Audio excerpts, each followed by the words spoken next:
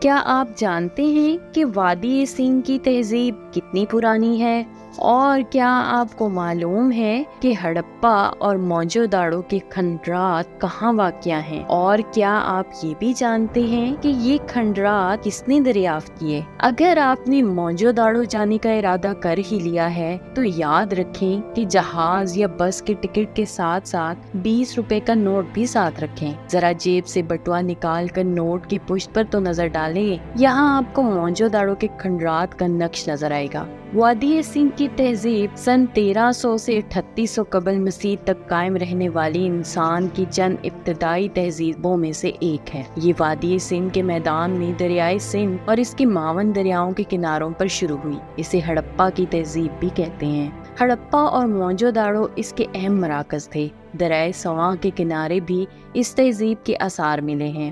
اس تہذیب کے باسی پکی اینٹوں سے مکان بناتے تھے، ان کے پاس بیل گاڑیاں تھیں، وہ چرخے اور کھڈی سے کپڑا بنتے تھے، مٹی کے برتن بنانے کے ماہر تھے، کسان جولاہے، کمہار اور مستری وادی سندھ کی تہذیب کے معمار تھے۔ کوئٹہ میں دریافت شدہ برتن جو تقریباً 1900 سے 2500 قبل مسیح میں بنایا گیا تھا، سوتی کپڑا کہ جسے انگریزی میں کاٹن کہتے ہیں، انہی کی ایجاد تھی کہ لفظ کاٹن انہی کے لفظ کاتنا سے بنا ہے۔ شکر اور شطرنج دنیا کے لیے اس تہذیب کے انمول تحفے ہیں۔ وادی سندھ کی تہذیب کی دولت ہزاروں سال سے لوگوں کو اپنی طرف کھینچا ہے۔ خیال کیا جاتا تھا کہ پاک و ہند میں تمدن کی بنیاد آرائیوں نے 1500 کاف میم میں ڈالی تھی۔ اس سے پہلے یہاں کے باشندے جنگلی اور تہذیب و تمدن سے کوسوں دور تھے، مگر بعد کی تحقیقات نے اس نظریے میں ایک لخت تبدیلی پیدا کر دی، اس ملک کی تاریخ کو 1500 پیچھے کر دیا۔ ایک طرف موہنجو داڑو اور ہڑپا کے آثار اور سندھ کی قدیم تہذیب کے بارے میں جو معلومات ہوئی، ان سے یہ بات پایا ثبوت کو پہنچتی ہے کہ آرائیوں نے آنے سے پہلے یہ ملک تہذیب و تمدن کا گہوارہ بن چکا تھا۔ 1921 کا واقعہ ہے کہ رائے بہادر دیا رام سہنی نے ہڑپا کے مقام پر قدیم تہذیب کے چند آثار پائے۔ اس کے ایک سال بعد اس طرح کے آثار مسٹر R.D. بندر جی کو موہنجو داڑو کی سرزمین میں دستیاب ہوئے۔ اس کی اطلاع ہندوستانی محکمہ آثار قدیمہ کو ملی۔ اس میں بڑی کامیابی ہوئی اور پتہ چلا کہ یہ قدیم تہذیب موہنجو داڑو اور ہڑپا تک ہی محدود نہیں ہے، بلکہ اس کا سلسلہ صوبہ سندھ میں چنہودڑو، جوکر، علی مراد اور آمری اور صوبہ پنجاب میں روپر اور بلوچستان میں نال اور کلی کے مقام پر بھی قدیم تہذیب کے آثار موجود ہیں۔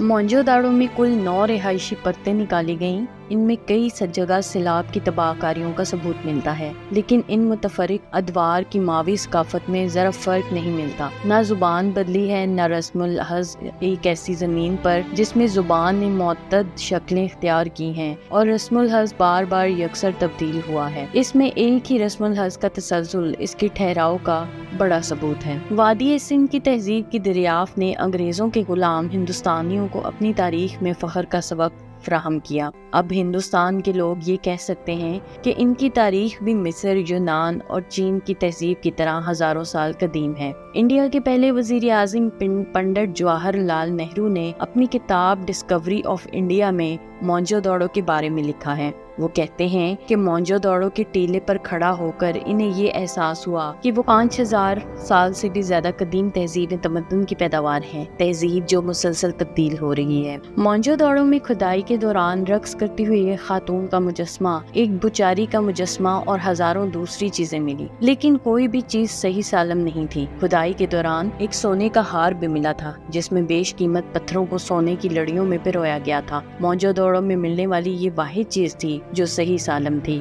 دیشنا گوہا مورخ اور آثار قدیمہ کی ماہر ہیں، وہ کہتی ہیں کہ وادی سندھ کی تہذیب کی کھدائی میں بہت کم زیورات ملے تھے، لیکن سونے کا یہ ہار بیش قیمت غیر معمولی تھا۔ یہ ایک سنسنی خیز دریافت تھی۔